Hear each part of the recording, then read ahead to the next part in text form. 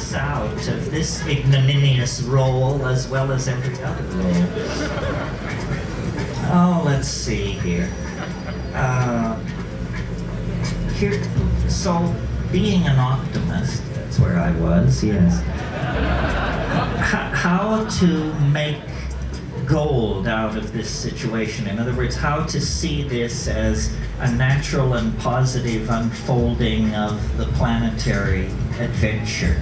And for some of these ideas, I'm indebted to Michael DeLanda, who wrote a book called 1,000 Years of Non-Linear History, and I highly recommend it. He didn't say what I'm about to say. I'll take credit and blame for it, but the book gave me the idea. When you stand off and look at human beings and their technologies, it's very hard not to notice that from the very moment that we have a technology that can be distinguished from chimpanzees pushing grass stems down anthills or digging with sharpened bones or something like that. But the minute you get past that, our technologies have always involved the materials of the earth. What agriculture itself is a different way of relating to the earth. Nomadism, which preceded it, was a seasonal wandering very lightly over the earth. And at some point, the deep, fertile soil of the river valleys that were encountered in these nomadic wanderings were recognized as potential sources of food if cultivated, if treated through a certain set of technological methods. So that early technology is defined by a new relationship to the materials of the earth itself.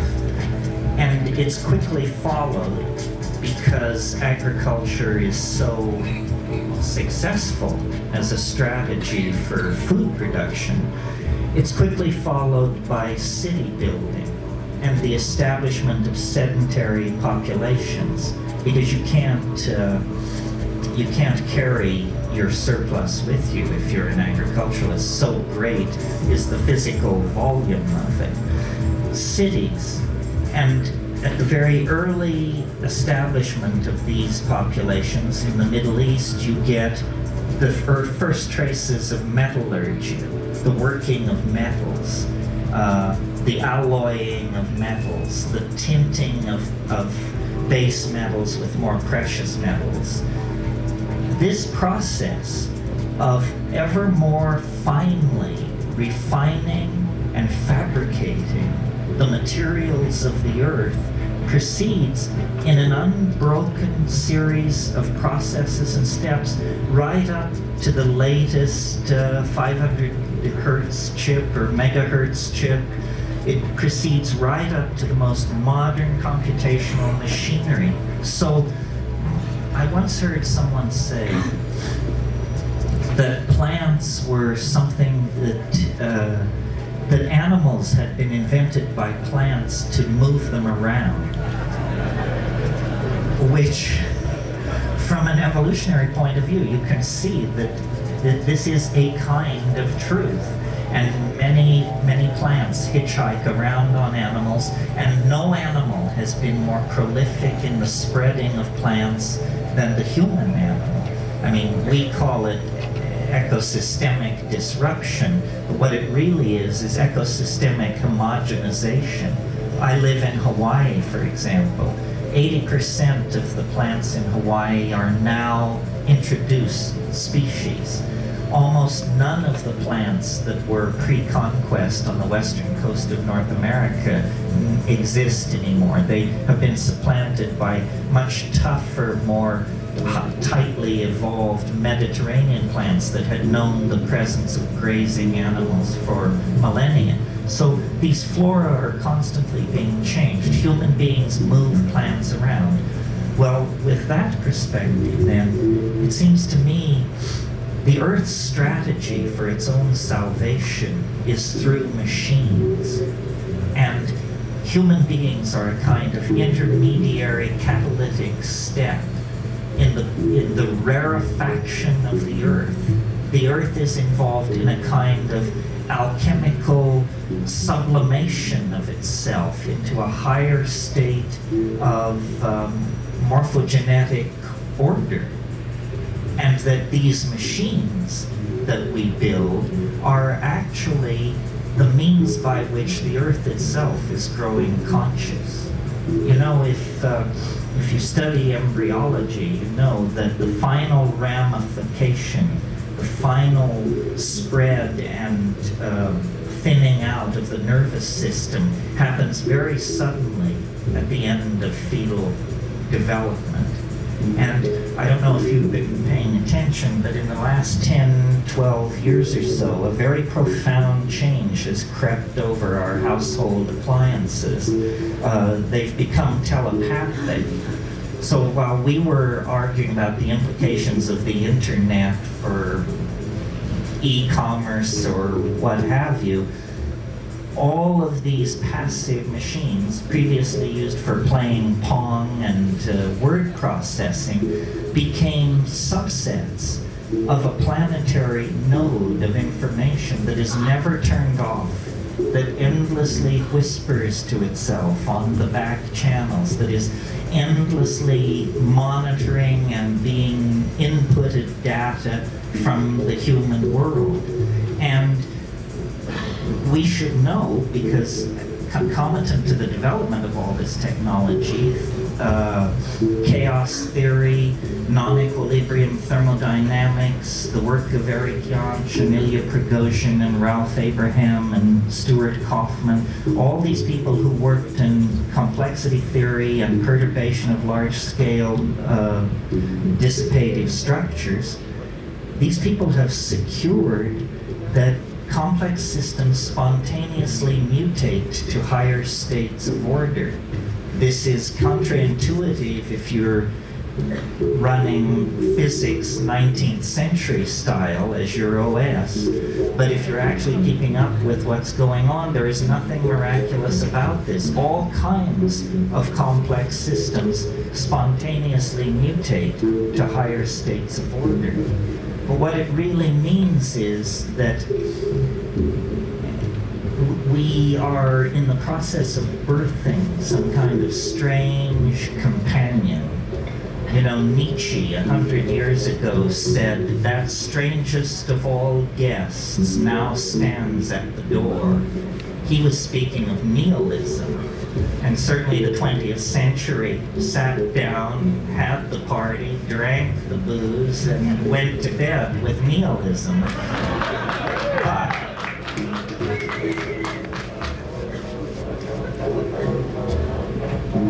now a stranger guest stands at the door, and it is the AI, denied as a possibility as recently as 10 or 15 years ago in books like Hubert Dreyfus's What Computers Can't Do. But if you've been paying attention, you may have noticed those voices have grown strangely silent in the past 5 or 6 years. At this point, nobody wants to say what computers can't do and hang their career on that. I mean, that would be extremely reckless at this point, I would think. Because the fact is, we are ourselves elements acting and reacting in a system that we cannot understand. This seems natural to me because my observations, as stated here this evening, rest on an assumption which science doesn't share, but which I think is easily conveyed, and you can confirm it from your own experience of life, and it is this, that the universe grows more complex as we approach the present. It was simpler 1,000,000 years ago, it was simpler yet 1,000,000,000 years ago. As you go backward in time, the universe becomes more simple. As you approach this golden moment,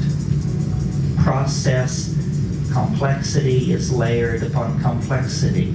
Not only a planetary ecosystem, not only language-using cultures, but language-using cultures with high technology, with supercomputers, with the ability to sequence our own genome, on and on and on. That's self-evident. Equally self-evident is the fact that this process of complexification that informs all nature on all levels is visibly, palpably, obviously accelerating.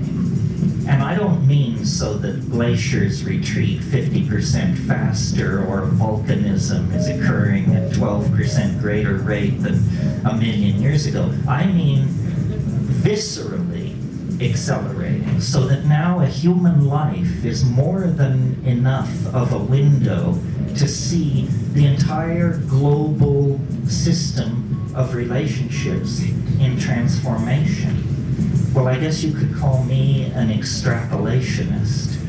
If I see a process which has been slowly accelerating for 12 billion years, it's hard for me to imagine any force which could step forward out of nowhere and wrench that process in a new direction. Rather, I would assume that this process of exponential acceleration into what I call novelty, what you might call complexity, is a law of being and cannot be retarded or deflected. But what does that mean? Because now a human lifetime is more than enough time to see this process of rampant and spreading virus-like complexity. What does it mean? It seems to presage the absolute annihilation of everything familiar, everything with roots in the past. And I believe that to be true. I think that the planet is like some kind of organism that is seeking morphogenetic transformation, and it's doing it through the expression of intelligence and out of intelligence technology. Human beings are the agent of a new order of being. That's why, though it's obvious that we're higher mammals and some kind of primate and so forth and so on, you can look at us from another point of view and see that we're more like archangels than primates. We have qualities and concerns and anxieties that animals don't share. We are mercurially suspended between two different orders of being, and our technologies, our fetishes, our religions, and my definition of technology is sufficiently broad that it includes even spoken language. All of our technologies demand, push forward toward, and make inevitable their own obsolescence. So we are like caught in an evolutionary cascade. And people say, well, if the AI were to break loose, what would it look like? What would it be? Where does humanity fit into the picture? It's a little hard to imagine. Machines operating at 1,000 megahertz confer automatic immortality on the mammalian nervous system if you can get it somehow uploaded, downloaded, cross-loaded into machinery, because 10 minutes becomes eternity in a machine like that.